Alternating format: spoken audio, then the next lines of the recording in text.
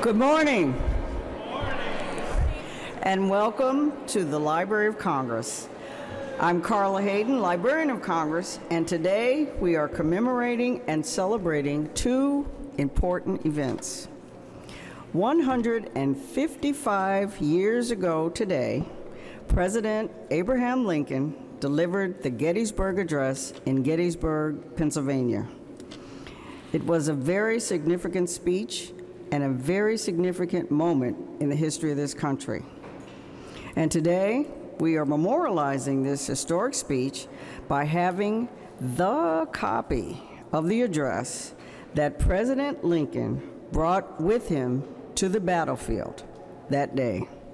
It's his reading copy, and it is on display for today in the Great Hall. You can imagine that we rarely take this item out for public display for conservation purposes. So we're eager to show you this important document. To emphasize how rarely we take it out and how important it is, you may notice that we have the Capitol Police here. So enjoy looking at it and no sudden moves. Now, and also today, the Library of Congress is launching a brand new initiative that we are calling By the People.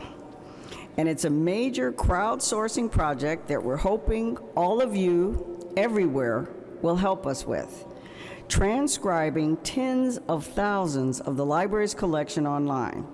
And we need your help, in particular, transcribing over 20,000 letters to Abraham Lincoln. And that's why it's by the people. So today, you may have noticed, we have computers set up here in the Great Hall to give everyone a hands-on experience to dissect and transcribe histories. The Lincoln letters will be one of several collections that you can help us transcribe.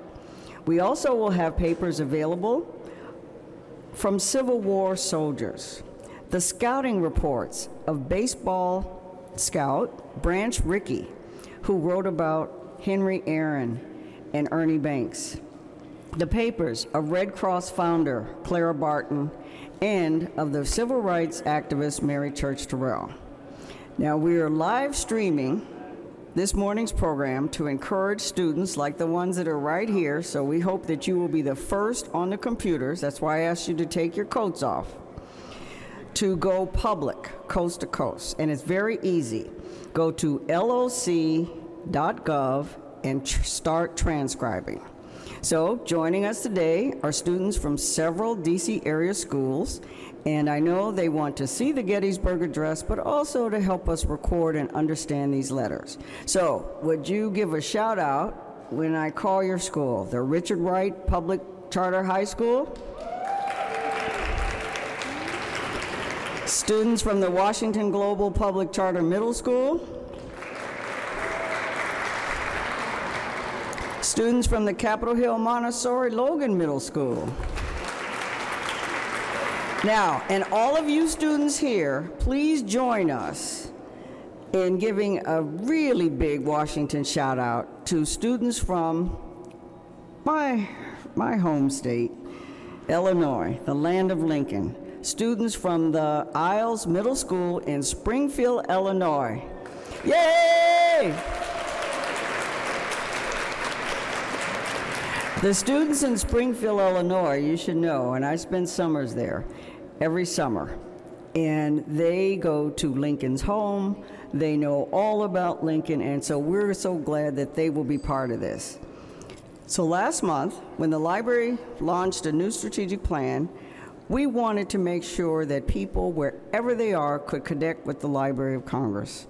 And so I'd like to introduce you to one of the library's most eminent and celebrated experts on history. I can't think of a better person to help us celebrate President Lincoln and the Gettysburg Address than the person who also helped historian Doris Kearns Goodwin on the team of Rivals, our own Michelle Kroll.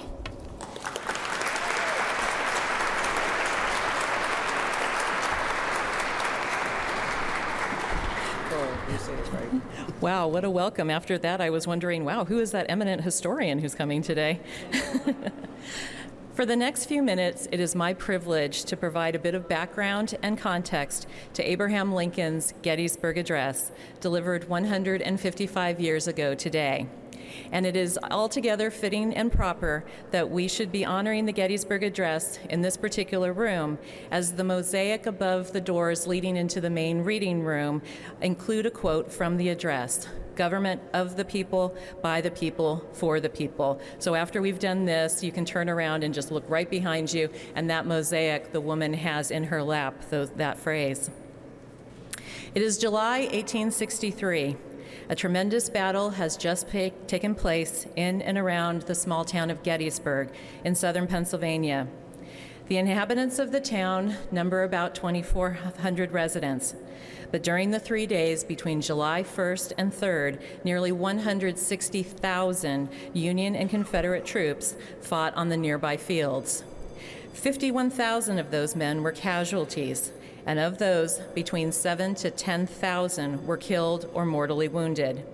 Since both armies still relied on animals to transport men and material, 5,000 horses lay dead on the battlefield as well. And it was July, which meant summer heat. Something had to be done immediately. The fallen horses were largely consumed by fire, and unless taken home by loved ones who traveled to Gettysburg to claim their soldiers, the fallen men were hastily buried on or near the battlefield. That summer, talk in the overwhelmed town turned to creating a national cemetery to reinter the bodies of the Union soldiers who died at Gettysburg. Governor Andrew Curtin of Pennsylvania appointed Gettysburg lawyer David Wills to lead a commission to establish a new cemetery. He approached the states whose soldiers had fought and died in the Battle of Gettysburg to contribute funds towards the cost of purchasing and improving land for a cemetery and reinterring the dead from their temporary graves. With financial pledges from the participating states, the commission purchased 17 acres adjacent to the private Evergreen Cemetery on the cemetery hill that had seen so much action during the battle in July. Landscape architect William Saunders designed the new cemetery, which would ultimately hold about 3,500 Union dead. A memorial would anchor the site and be surrounded in semicircles by the graves of the fallen Union soldiers. He arranged the dead by state, although the largest group of the burials would be the unknowns, their identities lost to history. The rank of the soldier or his position in life made no difference. All the grave sites and markers were the same. All were created equal. Wills and the commission began planning a dedication ceremony, which required a speaker of significance and national prominence. And if you think this is where Abraham Lincoln enters the story, you would be wrong. The commission wanted Edward Everett, who after a long and distinguished career in education and public service was one of the most respected orators of the day. Wills invited Everett to speak at the dedication ceremony, which was then set for October 23rd. But Everett was known for long, carefully crafted, and well-researched addresses, which he committed to memory before delivering. He couldn't possibly be ready before November 19th. So to accommodate their star attraction at the event, November 19th, it was. That's why we're celebrating the Gettysburg Address today, because of Edward Everett. It is not clear when Abraham Lincoln was first approached about participating in the dedication. It might have been as early as August, with an informal word from Governor Curtin. The official request did not come until November 2nd, however, when David Wills wrote Lincoln a short letter asking him to deliver a few appropriate remarks at the ceremony. Just a few appropriate remarks. Although busy preparing his annual report to Congress and concerned about leaving Washington while his young son Tad was ill, Lincoln agreed to participate. The opportunity to honor the Gettysburg dead and speak to the nation about the war outweighed his pressing obligations at the White House. Lincoln and his traveling party, which included 3 cabinet secretaries and several foreign dignitaries, arrived in Gettysburg by train on November 18th. The next morning, the 19th, the President and Secretary of State William Seward visited the battlefield, an experience which exerted a profound effect on Lincoln and one that may have altered the course of his address that afternoon. Always reluctant to speak extemporaneously, particularly on important occasions, Lincoln likely drafted his remarks in Washington and carried the document with him to Gettysburg. The earliest known copy of the Gettysburg Address is now referred to as the Nicolay copy, which we have on display today in the Great Hall of the Library of Congress. And it's covered right now, but you'll be able to see it in just a little while. If you're joining us remotely, you can view the document online in our online Abraham Lincoln papers. You will see that the first page is written in pen on Executive Mansion stationery. But the second page is written in pencil on a piece of lined foolscap paper, equivalent to our legal size paper today. And at the bottom of the first page, in pencil, are corrections that form a somewhat awkward textual bridge between the two pages. So why the difference in the paper and the writing medium? Based on eyewitness accounts and the document itself, some historians speculate that Lincoln's morning visit to the battlefield inspired him to alter the ending of his address. The portion in pen, written in Washington, remained the same. To change the ending, Lincoln used the paper supply and writing implement at hand, a piece of torn foolscap and a pencil. With a modified but essentially completed speech in hand, Lincoln set off for the cemetery about 10 in the morning. The ceremony began at noon with appropriate music and an invocation. Edward Everett began reciting his Gettysburg Address soon after. After hearkening back to the days of ancient Greece for precedents for the occasion, Everett spent the first hour narrating the Battle of Gettysburg, only 5 months in the past. Then he argued against the right of secession claimed by the Confederates and mused on an eventual reconciliation of the two sides. After almost 2 hours, Everett Edwards' 13,000-word address came to an end. Remember those numbers. President Lincoln followed Everett at about 2 p.m. and spoke approximately 272 words that took roughly 2 minutes to deliver. Lincoln's role was only to deliver a few appropriate remarks, and he consciously kept his address brief. But how significant those few words were. The speech itself progressed through a three-part construction: past, present, and future. Lincoln began by invoking the past. 77 years ago, our fathers brought forth upon this continent a new nation, conceived in liberty and dedicated to the proposition that all men are created equal.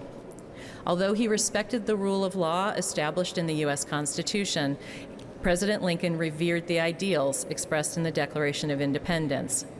Lincoln returned to the Declaration again and again in his speeches and writings, and firmly established in the Gettysburg Address that ideals of liberty and equality formed the heart of the national experiment begun 87 years earlier in 1776. So 77 equals 87. Lincoln then moved to the present. Now we are engaged in a great civil war, testing whether that nation, or any nation so conceived and so dedicated, can long endure. Unlike Everett's long oration on the Battle of Gettysburg, Lincoln only referred in passing to the battle, noting that, quote, "We are met on a great battlefield of that war, for the purpose of dedicating a cemetery to the men who died, so, quote, that the nation might live." He concluded with a projection into the future. The dead had already consecrated the ground with their blood and deeds. Rather, it was up to the living to honor that sacrifice by dedicating themselves, quote, to the cause for which they here gave the last full measure of devotion. The cause at Lincoln, as Lincoln saw it, was, quote, a new birth of freedom for the nation and a determination that, quote, government of the people, by the people, for the people, shall not perish from the earth. The war was a fight to save the democratic experiment of self-government that the founders conceived and be reborn with a new dedication to freedom. What a new birth of freedom entailed could be interpreted in many ways. Freedom from bondage for the emancipated slaves, freedom for the nation from the institution of slavery, freedom for the Union to march toward progress after having survived the test of civil war. And beyond national borders, a new birth of freedom in America could inspire other democratic experiments around the world. In December 1862, Lincoln referred to the Union as the last best hope on Earth, and that still held true in 1863. But the nation needed reminding of that larger context. The war was in its third year in November 1863, and with no end in sight, war weariness and doubts about the war had set in. Emancipation remained unpopular in much of the North. In fact, just a week after the Battle of Gettysburg, destructive draft riots against the war and emancipation ignited in New York City.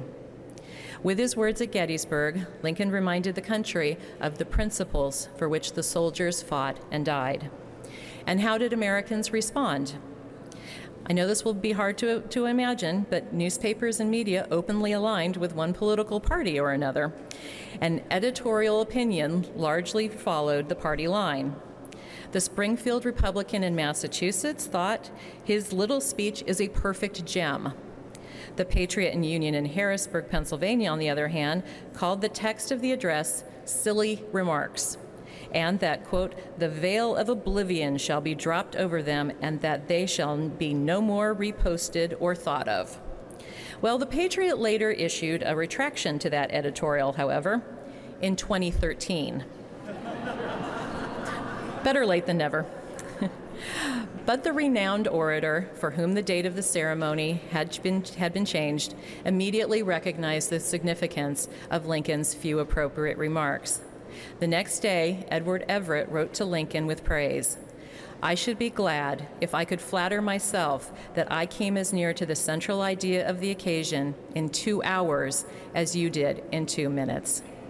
I think most of us would agree with Edward Everett's assessment.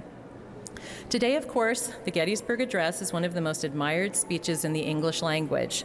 The phrases, 7 years ago, little note nor long remember, altogether fitting and proper, a new birth of freedom, the last full measure of devotion, and of the people, by the people, for the people, are instantly recognizable.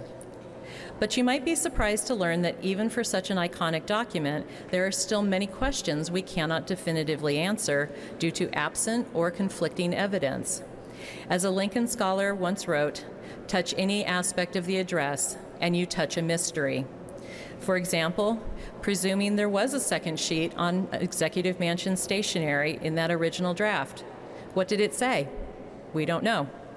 How different would that first ending have been? We don't know. Did Lincoln read the address on stage? Did he memorize it? Or both? Conflicting evidence. Was the addition of the phrase, under God, as recorded in the newspapers, an improvised addition at the time? Or was there yet another manuscript provided to reporters on the scene that contained that phrase? Did the audience applaud during the speech, as some newspaper accounts record, or did they remain respectfully silent throughout? It's important to remember that on November 19, 1863, the audience didn't know they were listening to a 2-minute address that would become one of the world's most treasured texts and would be the subject of fascination and study for generations to come. What we do know for certain is that words contained in historic documents have power. They have the power to inform us, entertain us, enrage us, inspire us. They tell us who we have been in the past, how we became who we are in the present, and who we could be in the future. They are worth preserving and exploring so that the history of the people, by the people, for the people shall not perish from the earth. And now to read the text of the Nicolay copy of the Gettysburg Address is Christian Melgar. Currently a senior at Rockville High School in Rockville, Maryland, Christian is enrolled in the International Baccalaureate program at his school. He plans to attend college, where he will major either in early childhood education or proceed with a Bachelor's of Science in Biology, or hopefully maybe do both at some point. He has been acting in his school plays and musicals for 6 years. On top of living a normal teenage life, he has a job at the Berry School in Maryland, where he is a camp counselor and an extended day employee. When Christian isn't working with children or at school, he enjoys going on nature walks with his 2 adorable little nieces. Christian has always valued education and has taken advantage of it, much like Abraham Lincoln, whose stirring words Christian will now read. So please welcome Christian Melgar.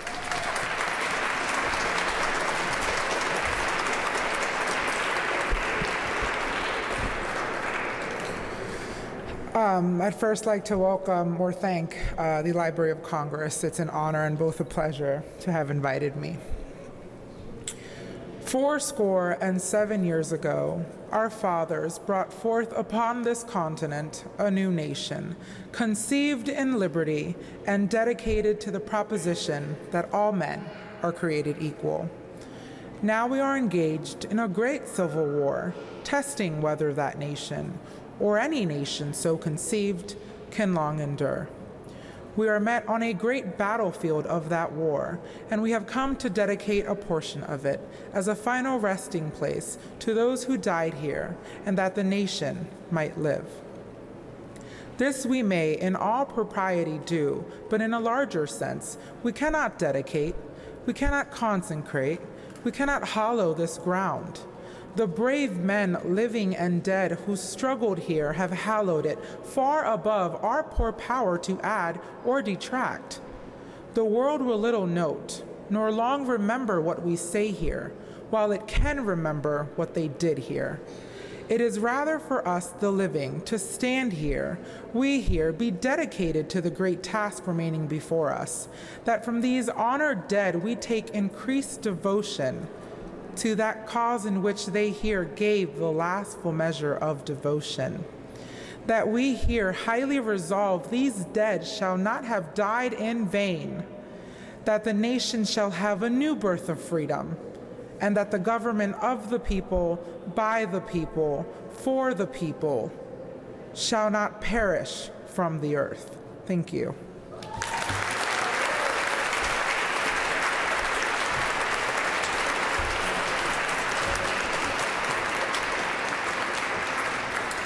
Hi everyone, my name is Megan Ferreter.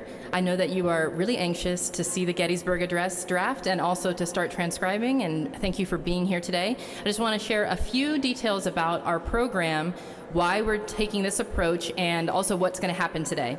So you've just learned about the Nicolay copy of the Gettysburg Address and other documents, but did you know the Library of Congress holds letters, diaries, reports, and many other materials as well? Well, it's true. It's a veritable treasure trove, and if you get the opportunity to see them, you should always take the opportunity.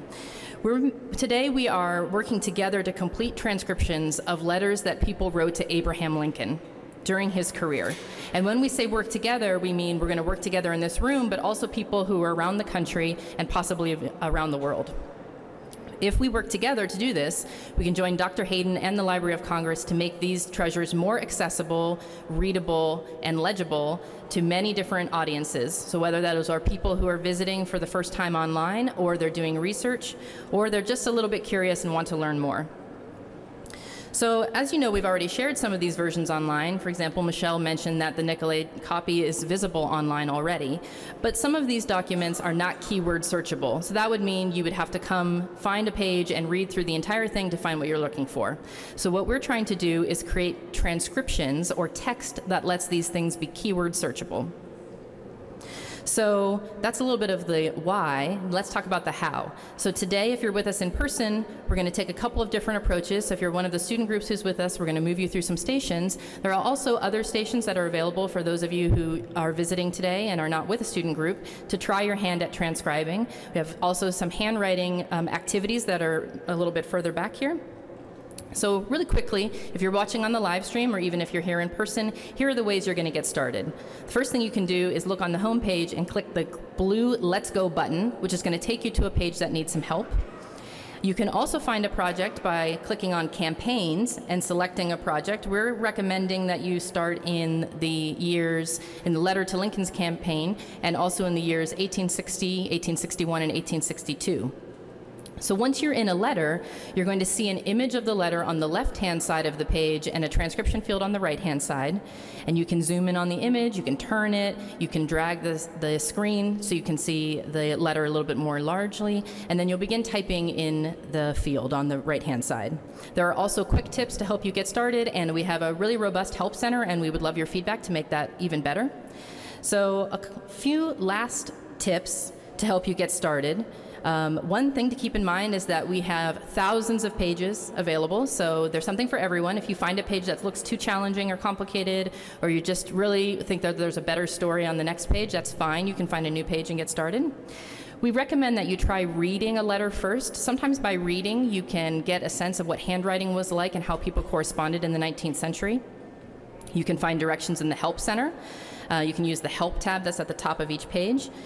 You also, if you're ready to start transcribing, can take it slowly and read the words that are on either side, and sometimes the context of words helps make things make more sense. Excuse me. Another thing that we're asking is have fun. It's not a test, so if you have some questions, you want to find some information, or you're not really sure, you can ask anybody else who's around you. If you are online and you're watching, you can share on Twitter or on History Hub. We also want you to contribute as much as you or as little as you'd like. So if you have only done a few words, you can save that page and send it on for someone else to work on. So one last pro tip, you can transcribe without an account. If you're at any of the stations today, we've logged you in, so you can try tagging as well. And we want to say thank you for being here, and if you're watching from afar, you can join in on Twitter or on History Hub. You can send questions to @crowd_LOC, or send us an email at crowd@loc.gov. We'd love to hear more about what you learn and what you think about this program by the people, and you can also find it at crowd.loc.gov. My colleagues and I are here to help you, and we're really looking forward to spending time with you today. But right now, I'd like to ask Dr. Hayden to share something very special with you. Thank you, Megan. Thank you, Megan. I'm eager to jump on one of those computers. I have my glasses. For those of you of a certain age, you know that's what we need to. And before we do that, and I'm going to have Megan and Christian and Michelle join me to present the Gettysburg Address to you, a great reveal, I want you to think about the fact, though, that what you're doing in helping us transcribe these letters is bringing to life the letters and the thoughts of people from decades and centuries ago, people from 1860 that felt so strongly that they wanted to write letters to Abraham Lincoln. And what you're doing and what you can help us do is bring those thoughts to life in this age. So thank you for doing that. So now, I think we're going to pull the cover off, and if the young people could help us, we're going to count down.